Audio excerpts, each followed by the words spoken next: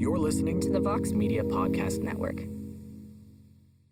'Twas a week before Christmas. To 2021 will soon turn the page, but before that happens, Wonder Boy and Geoff Neal shall battle in the cage. UFC Vegas 17 is coming up tomorrow night with plenty of fights that shall matter, like Jose Aldo and Chito Vera, and Chaos and Pajeda will raise quite the clatter. In this crazy year that is 2020, there's been more storm than there has been calm, but let us officially kick off the final preview show of the year right here on MMAfighting.com. Just call me pizza because I'm full of cheese right now, my friends. And in all seriousness, I'm feeling a bit festive to begin the UFC Vegas 17 preview show. I am Mike Heck. That is Jose Youngs. That is Alex Cayley. AK, you are the Prince of Positivity. So I'm going to start right with you, my friend. Coming off of UFC lovely. 256. Thank you very much. But let's talk some fighting. So but coming off of 256, which is amazing. And then taking a look at this card on paper, although there's been some fights scratched from this one, which is to be expected, there is a lot to be positive about heading into tomorrow night, is there not?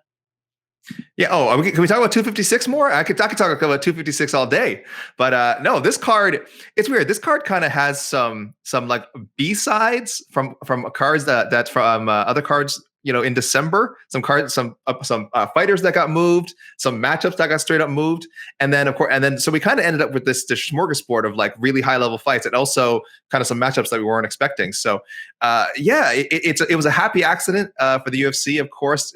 They've had a bunch of those this year with dealing with the pandemic and scheduling around that, and of course the usual things that befall fighters leading up to matchups. But it's a very strong and kind of tight now 12 fight card, very traditional 5 fight main card, solid 7 prelims. I believe we still have 7 prelims. Of fingers crossed, where this goes, we'll still have 7 prelims and 5 main card fights. But a really good looking card. Lots of name value, lots of matchup ramifications, and lots of potential for some super entertaining matchups. Jose, let's start with the top of the card. Of course, the main event was originally supposed to be Leon Edwards versus Khamzat Chimaev. Now we get Stephen Wonderboy Thompson taking on the surging Geoff Neal.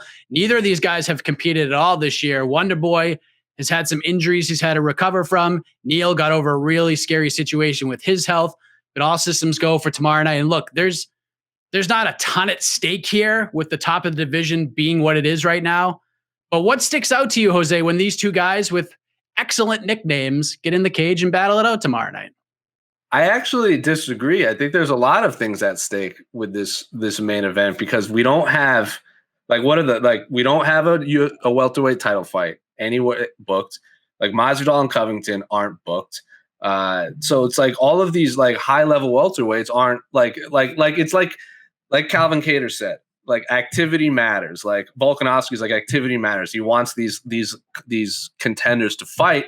And in the division that is so stacked, but we don't really have any sort of clear path to a title right now, especially with all like the top 4 or 5 all tied up. I think the more active welterweights, they gives them an opportunity to climb rapidly and maybe leapfrog some people who are maybe holding out for more money, maybe are injured, maybe they get COVID, maybe they can't leave the country. So I think there's a lot at stake here, especially like in the eyes of the fans. What Stephen Thompson said it in the virtual media day. I think his exact quote was, "It's funny how quickly people forget you." And you nailed it on the head. Both of these guys haven't fought all year.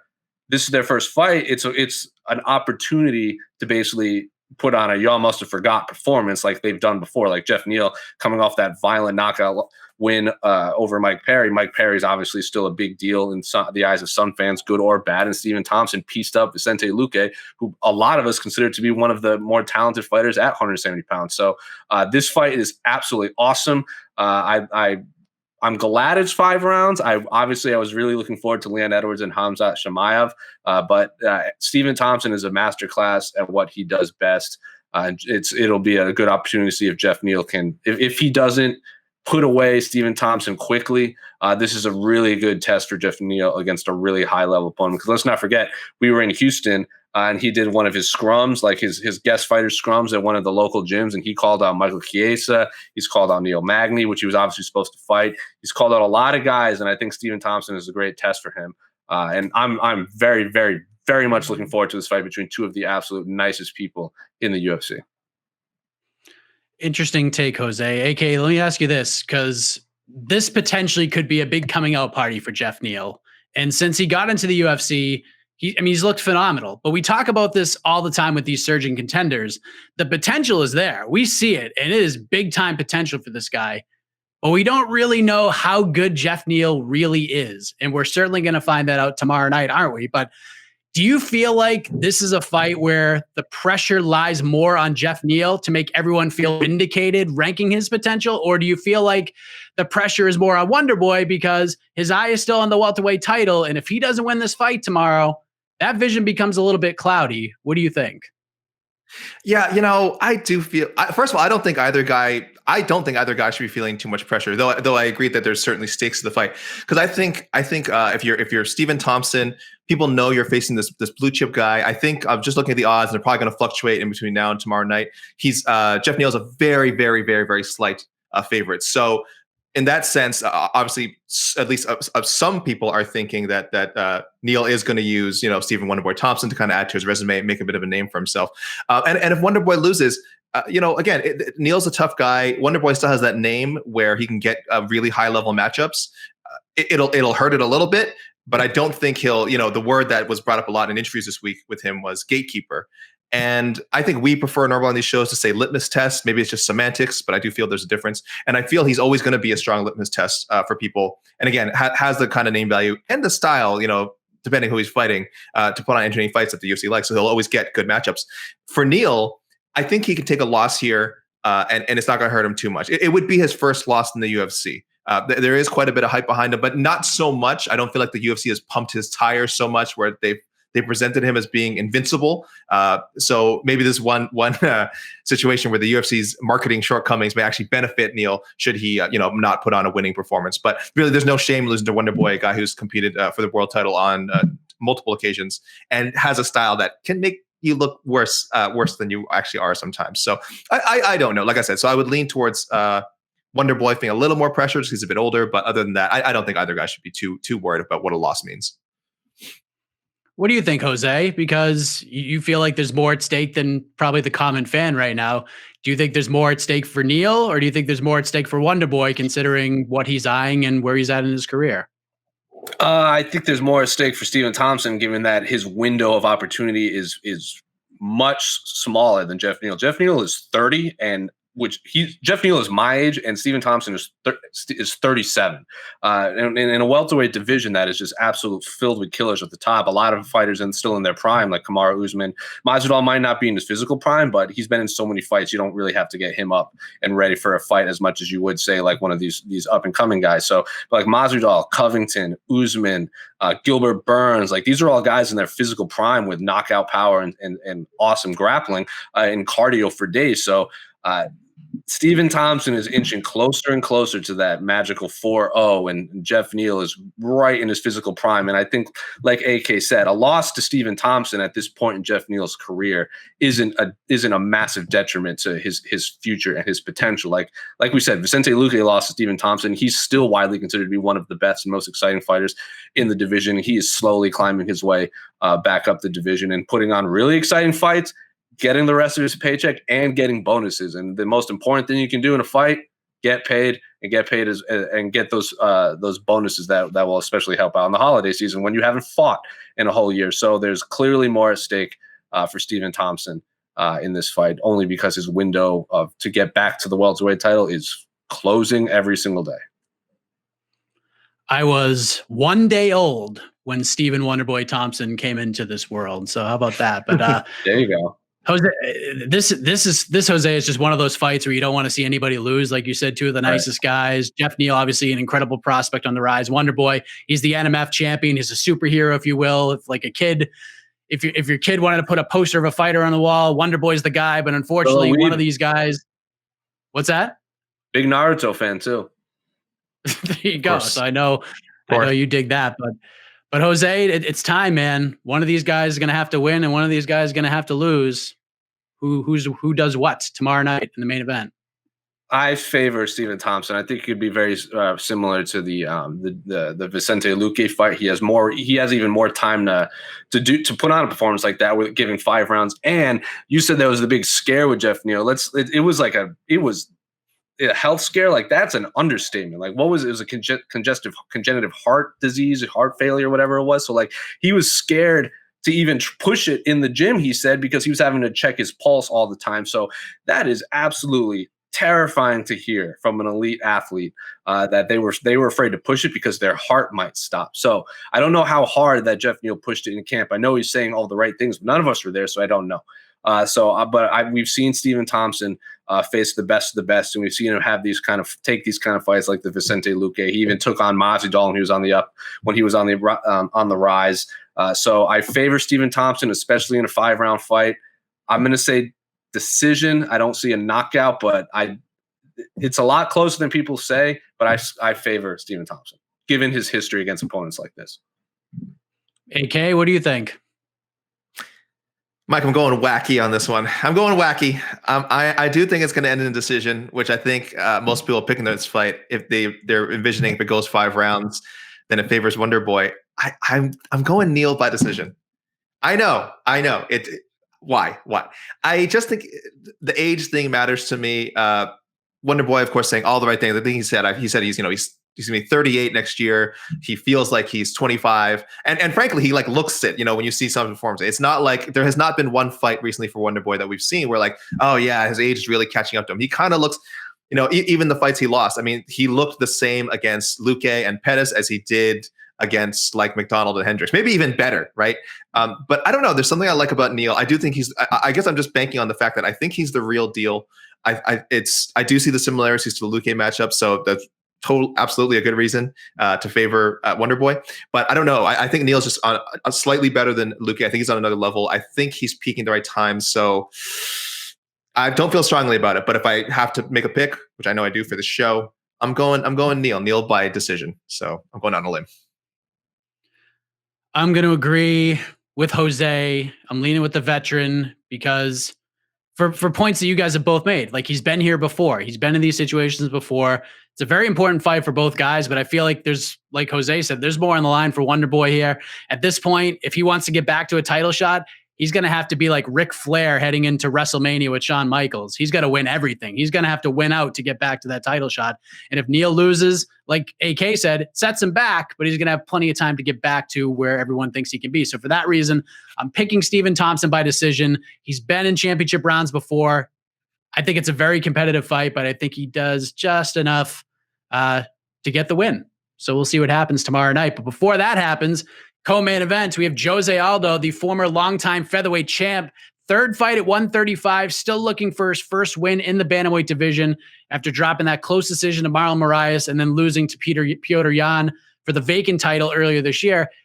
It doesn't get much easier for Jose Aldo, AK, because he's taking on a very motivated, very hungry Marlon Chito Vera. This is quite a night for the 135-pound division, and what a matchup this is, AK. What do you think about it?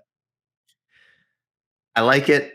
I think it's a matchup some of us have been calling for a long time. It's certainly the level of name that Marlon Vera had been calling for. I think even before Jose Aldo had dropped down to bantamweight, Marlon Vera had been searching for that top five person. Now he's getting one in a roundabout way, and a guy who's ranked in the top 5 at 130, or I think top 7, I think in the official rankings, but is viewed by many again as a top 10, top 5 guy at 135, despite not actually winning a fight at 135. Even if I know that how they feel strongly about the Marlon Moraes fight, and a lot of people think that was, called the wrong way. Even then, it was so close, and then he lost, of course, to Petr Yan in what was a somewhat competitive fight that got less competitive as it went on. So I don't know. I'm happy for Marlon Vera that he got this matchup. I think it still means a lot with a win. Don't get me wrong. I'm not trying to diminish and say like, oh, this is Aldo past his prime or anything like that. I still think if this is 80%, 75% of the best we've seen of Jose Aldo, that's still better than a lot of people at 135 and 145. So it means a lot to Marlon Vera. Jose Aldo, boy, credit to him for taking this fight because he's facing a guy who has, I think, among the media and among hardcore fans, They know this guy's a killer, but I wish the UFC had pushed him a little bit more and let people know how good this matchup is. But big chance for Aldo to prove he's still relevant, and that the move to 135 was a smart idea because we still don't know if that's the case. Jose, you are the host of the A side, and I know you guys have talked about this before. Aldo's got to be feeling a little bit of pressure here because he's lost 3 in a row, and with the UFC on the verge, and they've actually are in the middle of releasing a lot of talent these days, it seems like Aldo could be potentially fighting for his job tomorrow night. Now, none of us know this for certain, but this is something to think about if you're Jose Aldo and if you're the media, is it not? I mean, you have to think about it. Obviously, it's got to be in the back of your mind, especially when you're coming off these big losses in your recent string of fights. But I think Jose Aldo might be in a little different situation with like the Junior Dos Santos, the Jacare Souzas, like these fighters that they're talking about now, Anderson Silva especially, because Jose Aldo's lost to Peter Yan, Marlon Moraes, Max Holloway a few times, Conor McGregor, like champ, former title contender. Like he's not losing to up-and-coming guys that he's just being tossed into as this litmus test, like the Jacares and the Junior Dos Santos of the world. And he's not like Yoel Romero, where he's showing he'll fight whoever. Like we all saw that report where Yoel Romero said, like, I want to fight like for the title, a normal contender fight, or I want like a top 3 guy. And the UFC didn't want to do that, or there was some monetary thing, and so they let him go. Jose Aldo is out here showing like, I'll fight Jeremy Stevens, I'll fight the Volkanovskis, I'll fight the Marlon Veras, I'll fight whoever you put in front of me, and I still want to get the victory to work my way back to the title. So what Jose Aldo has going for him is he's more than willing to fight these guys, and he's only losing to the best of the best. So until we see Jose Aldo start to lose to these up-and-coming guys that need to make a name off him, I think he's in a good place with the UFC. The UFC obviously really likes him. There was that story or that stat that came out where Yoel Romero was older than Jose Aldo is now when he made his UFC debut. So Jose Aldo still, I think, has a little left in the tank. I don't know who's going to win this fight. I still have to think about it. So start with AK when you ask for permission, because it's a really, really tough fight given how Marlon Veras looked. Both fighters have looked in recent competition, but I think Jose Aldo's in a little better standing than these recent cuts. But you never know, especially if he looks bad against Marlon Vera. Kind of like Wonder Boy, Aldo's been in these positions before too, taking on the up-and-coming whippersnappers and getting wins, sometimes getting finishes. And then you have Marlon Vera on the other side, AK, coming off the big win over Sean O'Malley. He's won 6 out of 7. The one loss is that loss to Song Yadong, which a lot of people thought Cheeto won that fight. Massive opportunity for Marlon, but he's treating this like any other fight. Like he's happy to be fighting Jose Aldo, but it could be like fighting anybody at 135 right now, and he's preparing for it mentally the exact same way. So with these intangibles in play, AK, what's your prediction? Who gets it done tomorrow night? I'm just leaning new school this time. I don't know why. Maybe I feel like I should have leaned even more new school last week because I picked Ferguson to beat Oliveira and was not close on that one. So I'm going the younger fighter again. I'm going Marlon Vera. I feel even more strongly about this one than the Neal pick. I think Vera has been a top 5 135er for a while. He just hasn't had the chance again. He hasn't gotten the opponent to officially, put the stamp on it. But this is that name. This is that name that when he beats him, your more casual fan will say, "Oh, geez, Cheeto. Who's this Cheeto Vera guy? He beat Jose Aldo. He maybe finished Jose Aldo." And look, Jose Aldo is one of my favorite fighters of all time. So it kills me to start saying that, oh, this is we mentioned, well, he hasn't lost to, anyone besides champions yet. And until it starts happening, we shouldn't be worried. My fear is that this is the fight where it starts happening. Though, again, because I think Vera is a world-class bantamweight, we'll look back and maybe it'll just be part of Aldo's, we'll look back and say, oh, Aldo lost to this guy, and Marlon Vera, this whole run of killers. Because I do think Vera, when it's all said and done, will be looked upon as one of the best bantamweights of his era. So have to go with Vera. I do think he finds a finish. Oh gosh, it feels horrible to say that, but yeah, I'm leaning towards Cheeto. I think he keeps his bantamweight win streak alive. All right, Jose, we gave you a minute to process. What do you think? I'm picking Jose Aldo just so I can be different because I feel like we're going to agree on a lot of fights. Well, we've already disagreed on the main event, so I'll be the quote How did AK say it? Wacky, as he said. I'll pick Jose Aldo. He's looked really good. He's looked at least even in the Peter Yan fight. Like I think we've had like 3 epic fights of the year off the top of my head. We've had the Wiley Joanna fight. We had last week's fight against Brandon Moreno and Davidson Figueiredo. Like Poirier Hooker's in there, but I think people are sleeping on how competitive Peter Yan and Jose Aldo was until the finish. I think Peter Yan just kind of put the foot on the gas and just ran over Jose at the end. But for like 2.5 rounds, that was an exciting scrap. So I agree with what AK said, and I said the same thing with about Sam Hughes last week when we were talking about Tisha Torres, and we were trying to pick that fight. Like Tisha Torres has only lost to the absolute best of the best, and now she's fighting Sam Hughes, who no one knows anything about. And for all we knew, Sam Hughes was going to be one of the best female fighters of all time, and she beats Tisha Torres, and she adds her name to that list. Didn't happen. But I'm going to pick Jose Aldo. He's still, I think, physically, he's more than capable of beating these young guys. I think we're past the point where we have to wonder if Jose Aldo can make 135 because he's done it consistently, 3 fights in a row now. So that's not even like, will this affect him? I think we don't need that. That question can be thrown away. So I'm going to pick Jose Aldo. I'm going to pick a decision. I don't think it's going to be a dominant. I think it's going to be a smart technical fight. And I just think Jose Aldo is just a better fighter than Marlon Vera. Marlon Vera is an absolutely fantastic fighter. I was at the Song Yadong fight. I think he won that fight. But if you're going to go to a split decision against Song Yadong, I think at this point, Jose Aldo can pull it out. I'm going to say by unanimous decision, but it's going to be a really good fight. I'm a little torn here because there's no doubt in my mind that Marlon Vera is going to win the 3rd round because he always wins the 3rd round. He gets better as the fight goes. That's just how he is. Kind of a notorious slow starter. He didn't really wasn't really a slow starter in the O'Malley fight, but he has shown that the longer the fight goes, the better he gets. The first half of that fight is going to be super interesting. I definitely lean towards Marlon in the second half of the fight. How good can Jose Aldo be early? I think he can be really good, but it's a game of inches. And at this point, I'm going to go with the wave of momentum. So I'm going to lean slightly Chito Vera. I think he finds a way to get it done. I think he's just well coached. I think his head's in the right place. Motivation is right where it needs to be. And I think at the end of the day, this is going to be a little bit of a coming out party for him. I don't think he gets a finish. I think it's a really close decision, but a really fun fight, very competitive, but I'm leaning towards Marlon Vera. And now, AK, I'm just going to allow you to wax poetically on the fight that everybody has circled on this card. Chaos Williams versus Michel Pereira. The floor is yours. Just say whatever you want about it. Well, I want to use one of my favorite quotes, which I know Jose always gets a kick out of, and I'll break it out. I'll say the line, Bart, as they say. Guys, this is a fight. This is a fight. I don't know if you're aware. This is what they call a fight in this business. It's a great piece of matchmaking.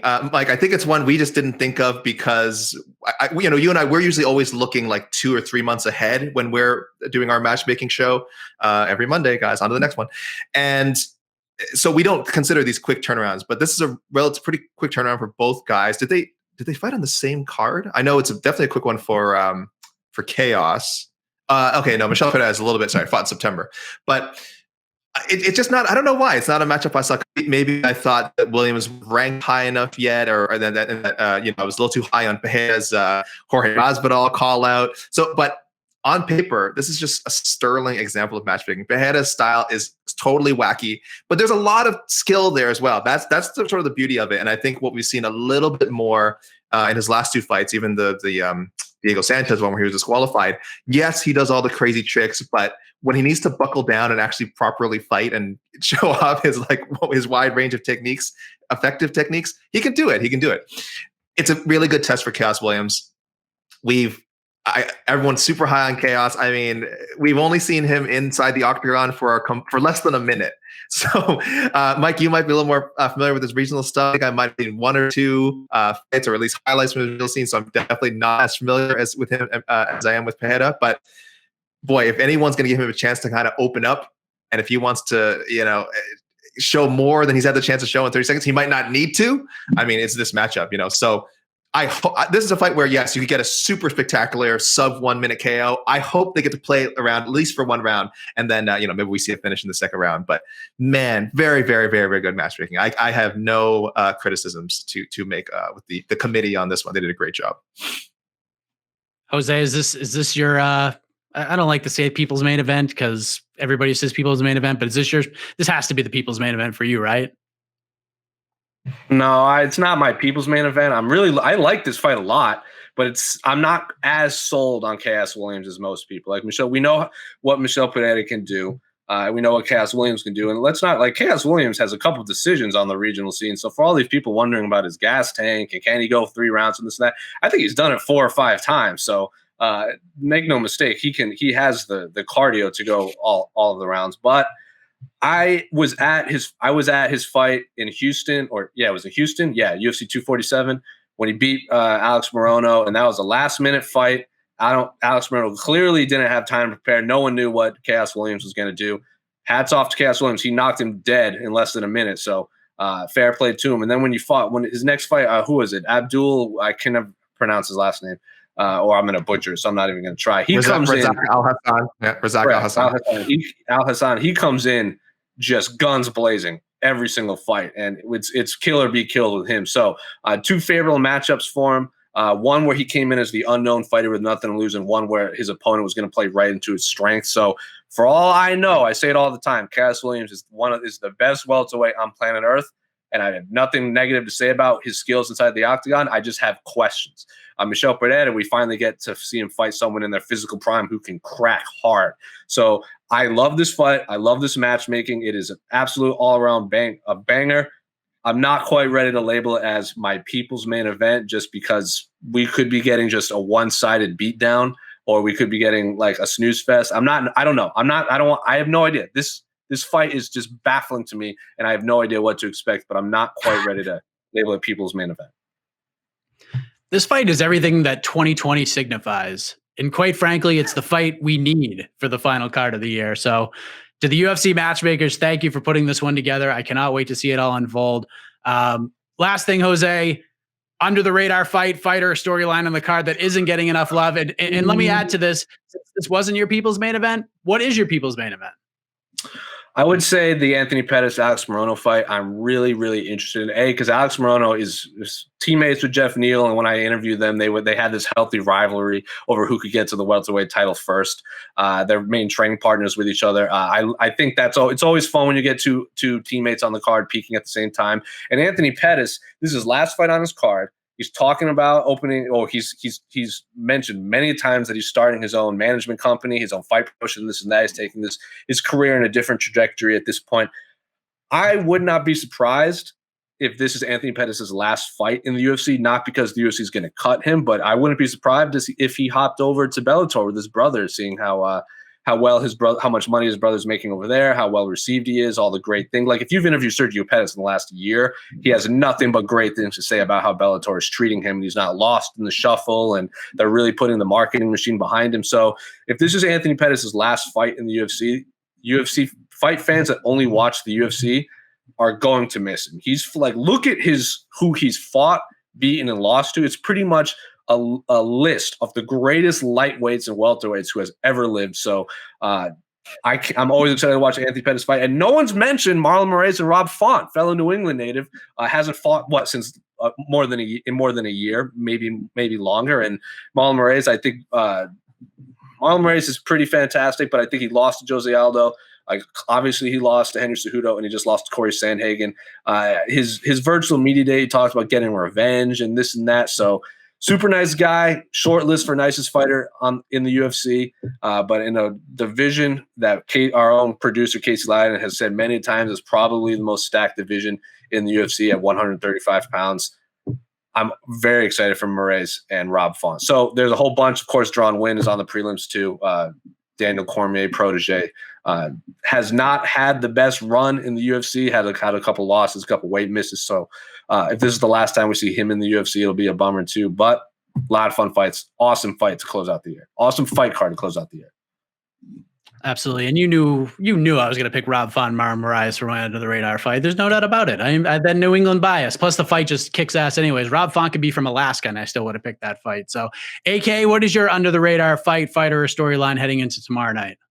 Well, Rob Font might be from the North Pole because he has fought. This is his third straight December having a fight booked in the UFC. So he's essentially the Santa Claus of the UFC. He fought a UFC on ESPN show last December 2019, and then he fought Sergio Pettis a couple years ago in December 2018. So this will be three straight December. So people, if you like Rob Font, he's coming at least once a year, and you better, he's checking his list, he's thinking twice, and all that stuff. I like all the fights you guys picked. I'm glad we mentioned the Moraes Font fight. I think that's fantastic. I hadn't thought about Pettis leaving of his own accord, actually, because I talked to him this week, and obviously he's not going to say, yeah, I'm definitely going to leave the UFC after this fight. That's not going to come up. So it's funny, I had not even thought about it as a possibility, but it does make sense, like I said, with his brother going there, and Jim just looking like he's ready to kind of move on to sort of a new chapter in his life, having fought all these big names, and anything short of like a Conor McGregor coming up, something like that. I don't know if he's interested in taking any of those fights. So he even ran back Cowboy, right? Where he's at this point. I think he had his first rematch. Would that be his first? Yeah, his first rematch in the UFC. And I think at that moment he probably starts really thinking about, wow, am I just playing all the old hits again? So you guys mentioned some great fights. I'll also go in some Canada bias because I'm a little disappointed that the Jillian Robertson Tyler Santos fight, in the shuffling of this card that happened today after some cancellation. It looks like it got bumped to the prelims because it's only a 5-fight main card now. So I think Robertson Santos had a cherry main card spot and is now in the middle of the prelims.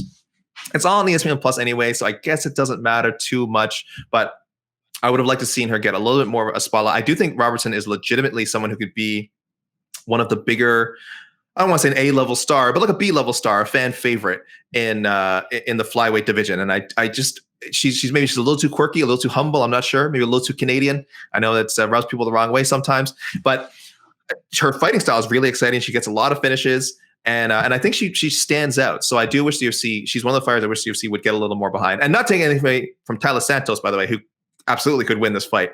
I think both women, I would have liked to seen them stay on the main card, but such is life. I'm just going to remind people, if you're catching the prelims, make sure to keep an eye out for this one. For sure. As you can see, ladies and gentlemen, this is not live. And why, you ask? Because we're going to be back tomorrow with another pre-event Q&A where you, our fine readers, viewers, and listeners, you guys will control it all. You guys and gals will dictate everything. And together, we will get fired up for this event one last time in 2020. Of course, we'll have coverage, results, etc. over at MMAfighting.com. Until then, friends, for Jose Youngs, Alex Cayley, I am Mike Heck. Thank you for watching, and we will see you tomorrow night. You're listening to the Vox Media Podcast Network.